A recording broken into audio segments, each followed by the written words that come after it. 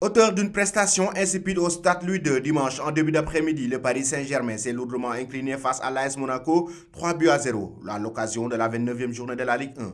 Une piètre performance ne remettant pas encore en cause la suprématie parisienne en championnat, mais qui met un peu plus en exergue les tensions régnant actuellement dans les coulisses du club de la capitale française. En interne, le torchon brûle. Leonardo et Mauricio Pochettino se retrouvent plus que jamais sur la sellette. Nasser El Khelaifi, bien qu'il devrait poursuivre l'aventure à la tête du Paris Saint-Germain, est quant à lui discuté. Les supporters grondent quand certains plongent dans une forme de dépression, celle d'un fan supportant un club qui parfois semble condamné à l'échec.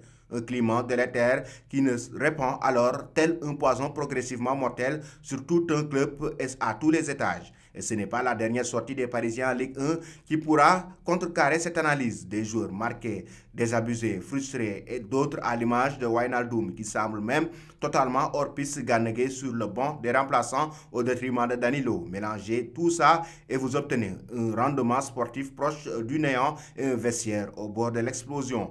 De quoi même fragiliser un très probable 10e titre de champion de France pour le capitaine Marquinhos. Oui, c'est une défaite qui nous fait très mal, mais on a d'autres objectifs à aller chercher.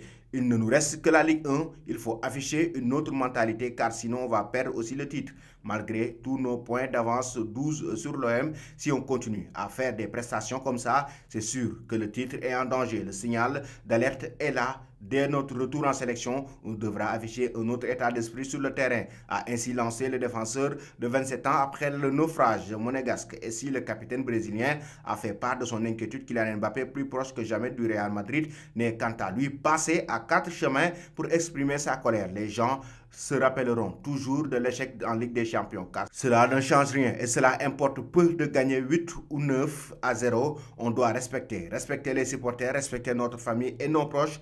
On se doit de se respecter et si on a un minimum d'estime pour soi-même, c'est un match sans et on doit repartir de l'avant, mais surtout se respecter. De son côté, Mauricio Pochettino évoquait de la honte sportive après un comportement inadmissible. C'est toute la presse qui s'empare des tensions actuellement traversées par le club de la capitale française. Actuellement, le torchon brûle. Actuellement, c'est une grosse tension au sein du Paris Saint-Germain.